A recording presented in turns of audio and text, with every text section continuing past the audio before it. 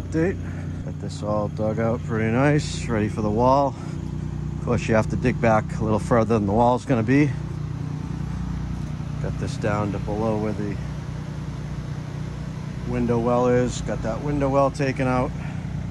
Now we just got to hand dig in there to the other side of that and then just do a trench down to the street like I said at the beginning of the video. And then we're going to go ahead and compact this and get our corrugated pipe in and then fill this all in with rock. Got a lot of fill out of here that I was able to add into this area here to raise it up to get this, rather than it all coming this way, now it's kind of coming back this way, and the water that does go down into here is going out that way. Just had this dug out. Since then we have installed a corrugated drainage pipe wrapped in filter fabric, and we've installed this stone as a base to act as a drain into that pipe, as well as the base for the retaining wall. We're going to go with some basic flat-faced gray retaining wall block. This is only going to be 3 courses and then a cap for a total of 21 inch in height. They're 6 inches each and the cap is 3 inches of the wall. The wall is actually going to be in here, the front of the wall. It's only like 2.5 feet away from the house. So we're going to lay that course, and then we'll backfill up to that course with crushed stone. And then the next course, backfill and just work your way up. We're going to have 3 courses, like I said, and then we're going to glue on the cap. So we're going to get the grade with this subsoil and stone backfill even with the top of the last layer. And then the cap, 3 inches, will end up being 3 inches of loam and grass, because the grass is going to come right up even to that cap. And we are going to resod this backyard, get all these toys out of the way, and lay out some fresh sod, and it's going to come right up nice and neat up to the edge of this retaining wall, up to that patio and up to that pool, all matching, all nice heights. So I don't think it's going to last as long, but it works just as good. Certainly for 1/5 the cost, I think it's a good buy. But we can use that, and we can actually roll and pull that pallet out basically to where this pallet is once it's empty, and allow us to hand unload those blocks, which is really nice. So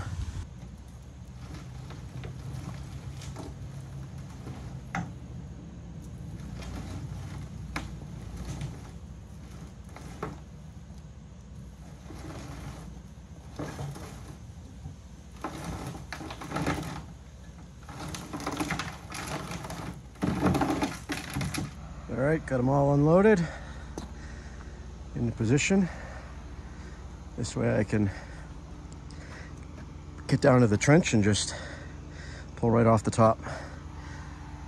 Be able to crank this right out pretty quick. Once you get the first row in, just playing with Legos at that point. So got to go ahead and go grab some more gravel for backfill as we're building the wall up, and then we'll start building.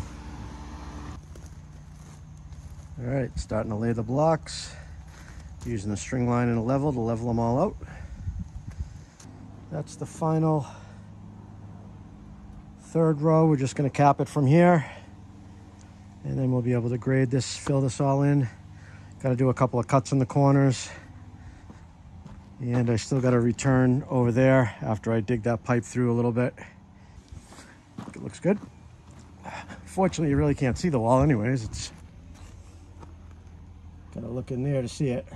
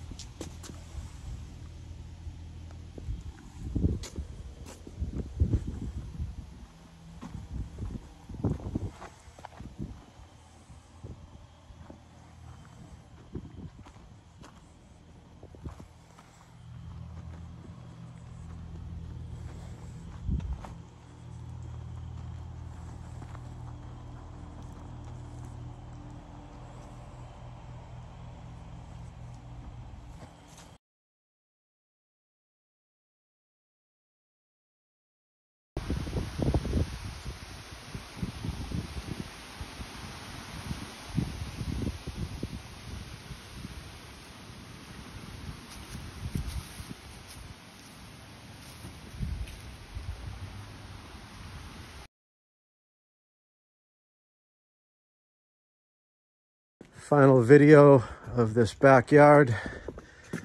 We did the retaining wall to correct the slope that was going towards the house and getting water in the basement. We put a retaining wall, dug it out up near the house, and that allowed us to raise the grade up like it should be. And now we've got the sod in up nice and neat off of the pool patio, which looks good. Got the cobblestone edging to define the play area that's going to be wood chipped. Just finished the sod today. And now we've got the, all this lawn was all about a foot lower in this whole area. So we got it all raised up and graded away so the water's going that way and out. And either the beginning of this video or a prior video, I showed you the retaining wall with the drainage system we got under the stone and everything in there. But that's it. That's it for this job. All right, guys, thanks for watching. Have a good one.